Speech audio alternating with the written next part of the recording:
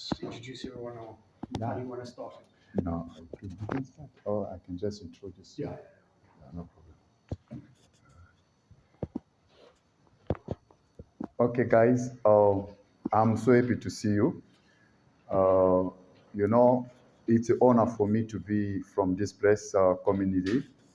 Uh, we know all of us why are we here because we have a workshop today with a big people, famous people, what I can say, uh, Comrade John and Comrade John and Comrade Philip. Comrade Philip is from Teresano. So we are here for the workshop. So I think they are the best people, the best person in the best position to tell us what they brought for us as a tools, because as a Uber driver, we need to have more tools so that we can move forward because we need help and we need to improve our service or our work. That's why today the workshop, I think we have more questions about the drivers. You feel free to ask when it's gonna become the time of asking questions. So everybody is gonna be free to ask. So I will leave the stage to Comrade Sean to leading us. Thank you. Comrades, how do you do? Great. All right. So in discussion with farayi and Philip, this is my colleague in Tetu, so he works in the part of the workshop. But we'll do introductions now. I'll just explain a bit about the workshop. So I think last week or the week before, there was a talk down in South River where Comrade Warren talked about how Uber works, why Uber does what it does, why it uses apps, why it uses people as independent contractors instead of workers, and then he gave examples internationally of how workers organize around Uber. So tonight, we want to try and see if you comrades how you can organize, and I'll explain why this is important. So the way Uber works is they try to break the workforce up. You will know this. That's why you've got apps. So it makes it very difficult to organize because you don't even know who all the other riders are. You have your group here that you know, but maybe you don't know all the other riders. It makes it very difficult to organize. I'll explain later on why they do this and how they're taking rights away and why they're taking rights away. So we from an organization called Ori, I'll explain a bit about us just now, but we also want tonight to understand what conditions you're facing as workers for Uber, and whether it's Bolt or Mr. Delivery or Woolworths or Checkers. The reason we want to understand this is because then we can think about tactics to organize. So the thing about organizing is that these companies try to break workers apart. That means they try to make you weak. The only thing you have that can make you strong is actually a collective. So we want to explore tonight your ideas and how you can build your collective, how you can reach out to other workers, what you want to achieve. So it's about what you want to win or what improvements you want to make and how you want to go about doing it. So I'm going to explain now that myself and Mteto, we're not here to solve your problem. We can't solve your problem. We can assist with trying to provide you spaces to organize. We can be there in your struggle, but the solutions are going to come from you. They can't come from us. Otherwise, it doesn't make that we can't do it. It has to be collective. If we go try to do it, there's only two of us. We're not going to beat Uber. We're not going to beat. You'll need thousands of people to beat those companies. So it's important that we think about how we can draw workers in, how we can, what you want to win, and how you want to get there, and what you want to do to get there. Does that make sense, Conrad? Yes. All right, so I'll explain who we are. So we actually call the International Labour Research and Information Group. We've been around for 40 years. So when the unions were first starting, they started a bit earlier, but in the 70s and 80s, IORIG started. IORIG started at the time when the unions in South Africa were going to come together in a federation, which became COSATU. So we've been doing education and workshopping and assisting comrades through education and the discussions to organize. So we've been doing it for a long time. We now work with farm workers. They face similar things to you, but it's also different. So in the farming sector, they don't have apps. But what they do is they have labor brokers. So you don't work for the farm directly anymore. You work for someone else who's paid by the farm, and then you go and work there. There's a reason why the companies are doing this now. So yeah, I don't know if you've got any questions for us as Ulrich, and about who we are. Um, Otherwise, we can introduce each other and get to know who we are. Are there any questions, Bob? Any more? Question, Yeah. but I've got the answer already for that question. But wanted to ask if this workshop or this project is only for Uber drivers or it's also for every drivers in the delivery work. It could be every driver of the delivery work, because I understand that Because some of you would work across, and you don't work for Uber, but you're working for Mr. Delivery or Checkers, yeah. So it's any driver. okay, so the following question is, as we want to start this truck, and we will be maybe in the front of a fight, Yeah. and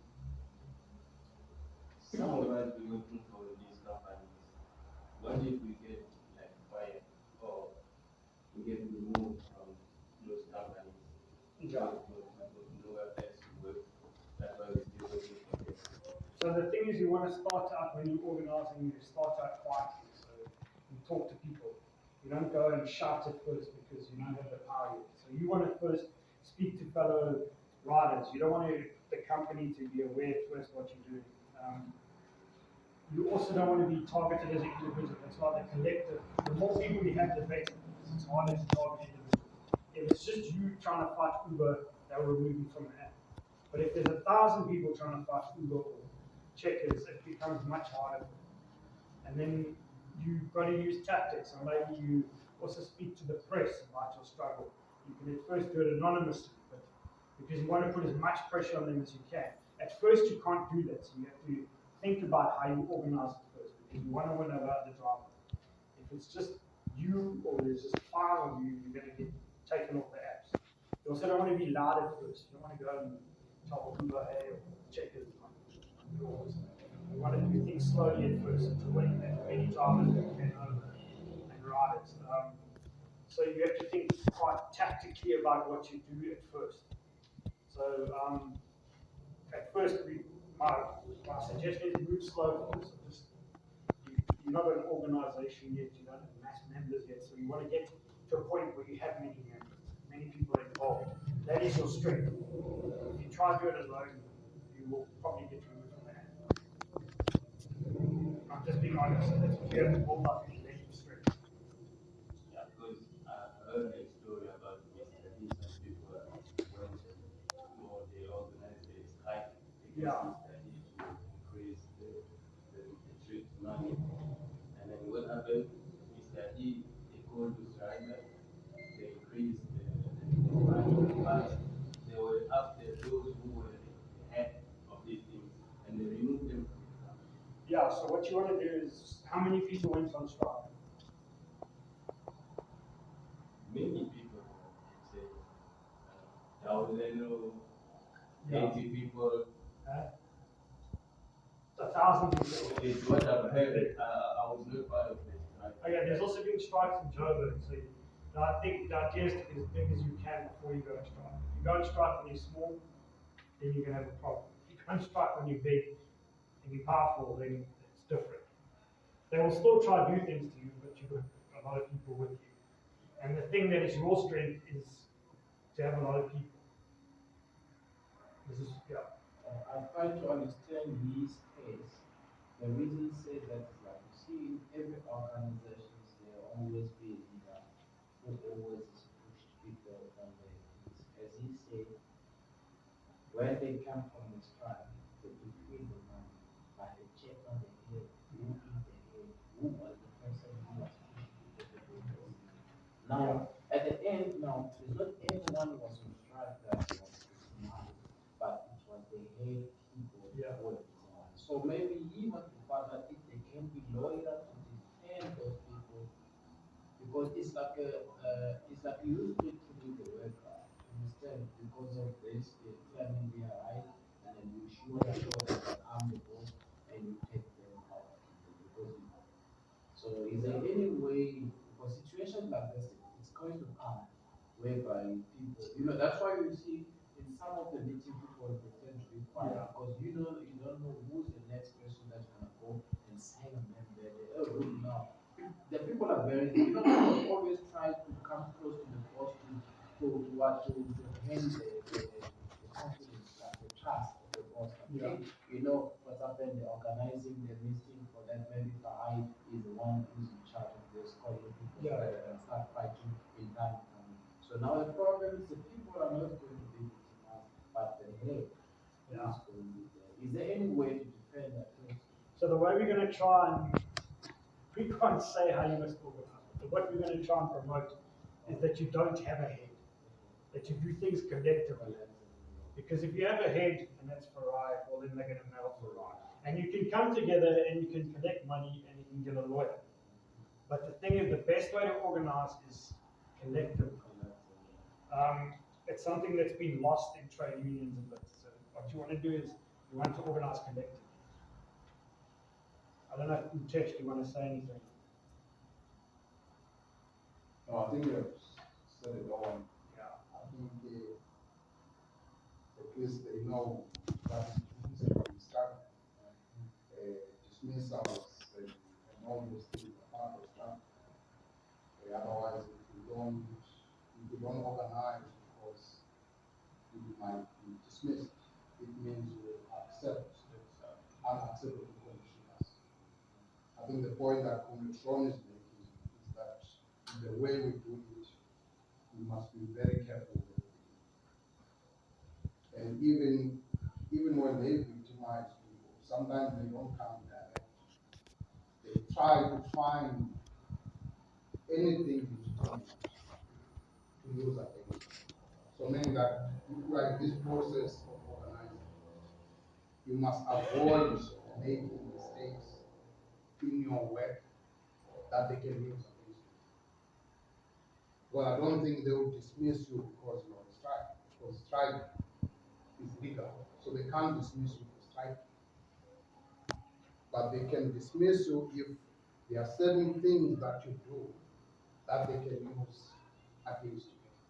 So meaning that as we organize, you must be extra careful because now you are preparing to take on someone who's paying, someone who's stealing from you in a way, because you will go all over the shop and bring money for him, and they are just having the app, but it's you who sweat and go all over.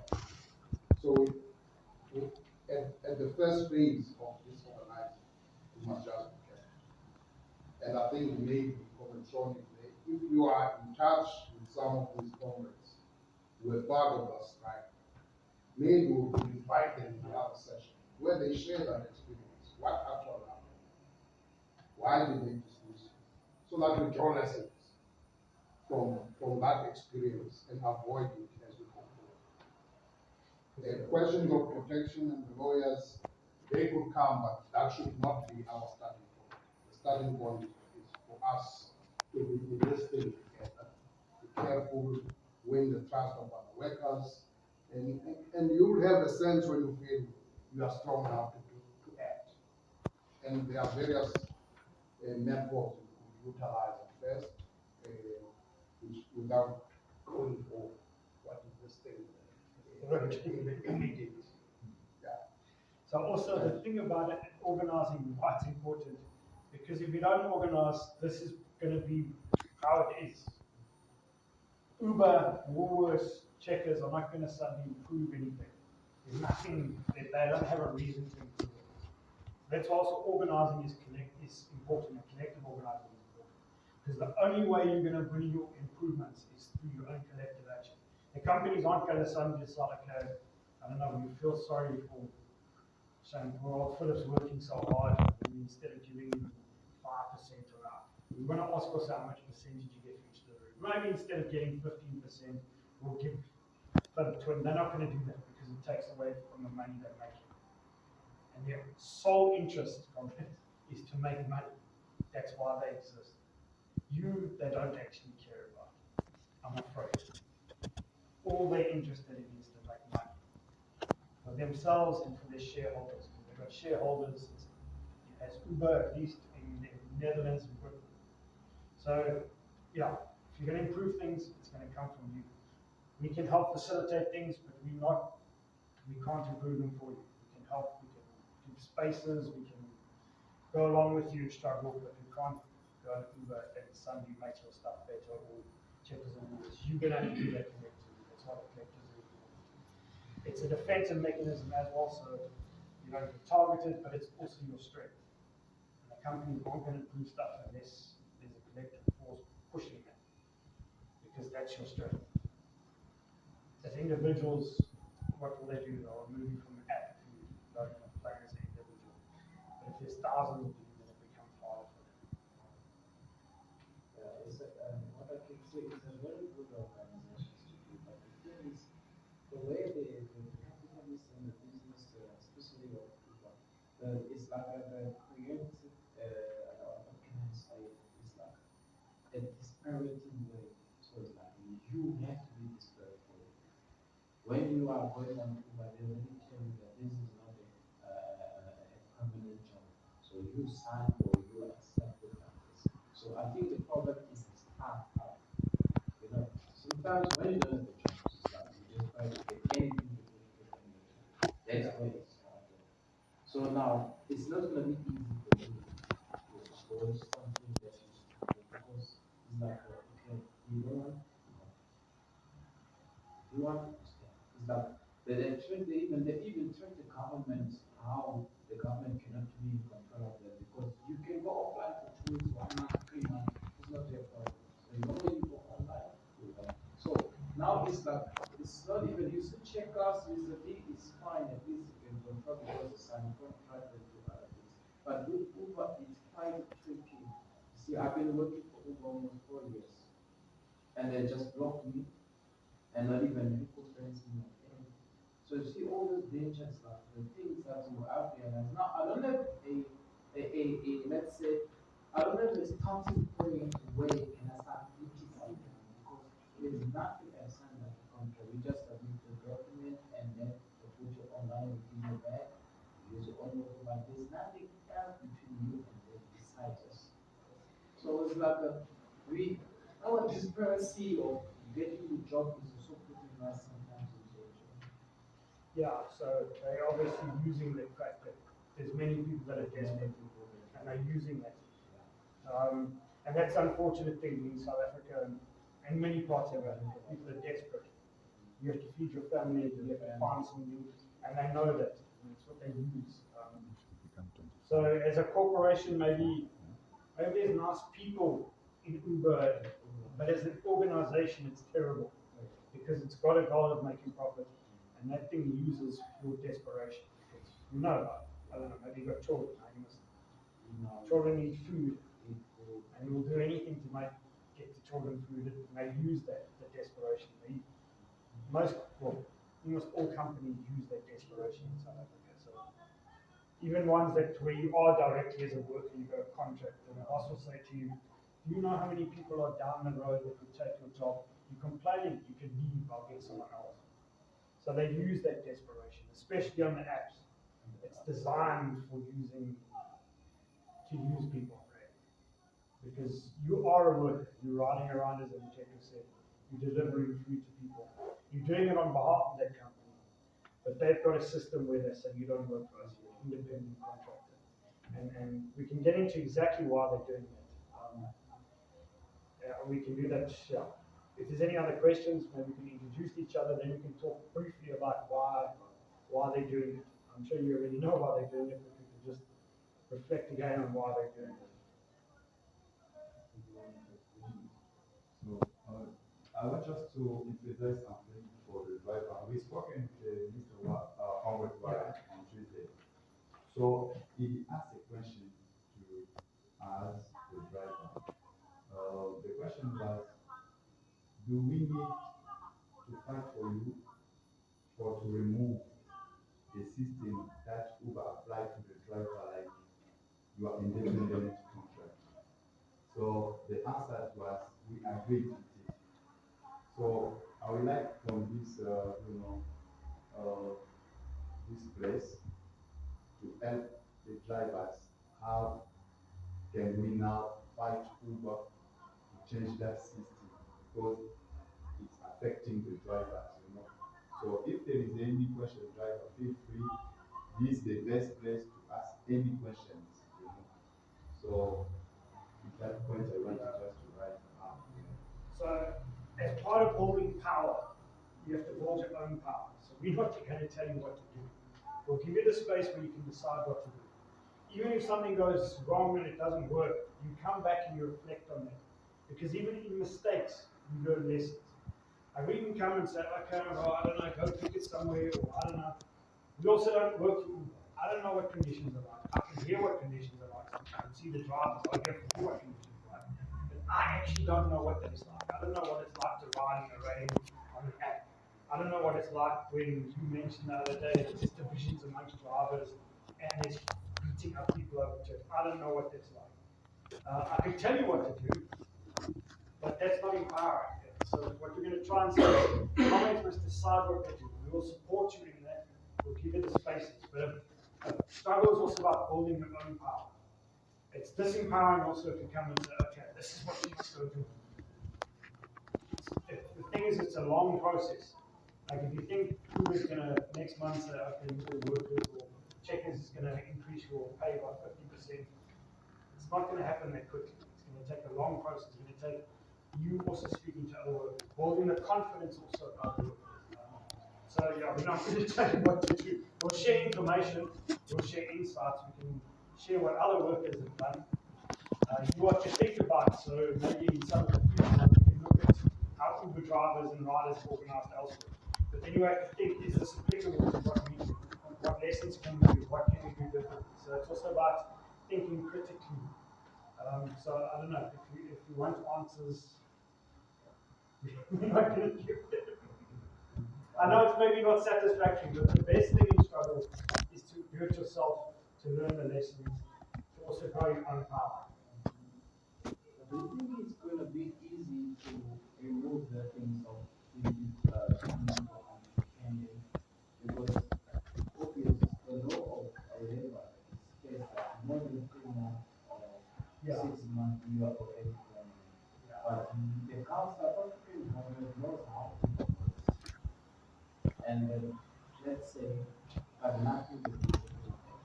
Do you think it's going to be easy for our process of fighting because to build up like to come to become like more people who can have understanding because this thing is about understanding. Understand what you want in life and understand what you want to do and understand what can suit you. And like I really want this and I claim this and that. But a lot of people like they just put go online, go start making money, get 500 today, feel like okay, it's fine. But the other thing, the more we do, we spend money is not reality. Sometimes when you face accident, your motorbike is broken, you don't want to spend money to fix it. Your phone got off, you don't want to say, okay, there's a news can help you with that. So we got off all of us, I understand. So these are the things that it's been there for but the things of removing and pretending. This I think this company come abroad and they already invest. So I'm just trying to think how we going to overcome that system if the government didn't even touch people.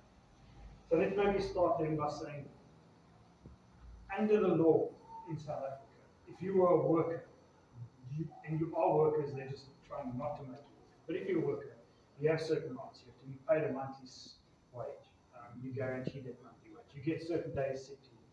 You get certain days, 21 days leave in a year. In your equipment, you use the company as the provider. If you're injured, there's compensation through workman's compensation.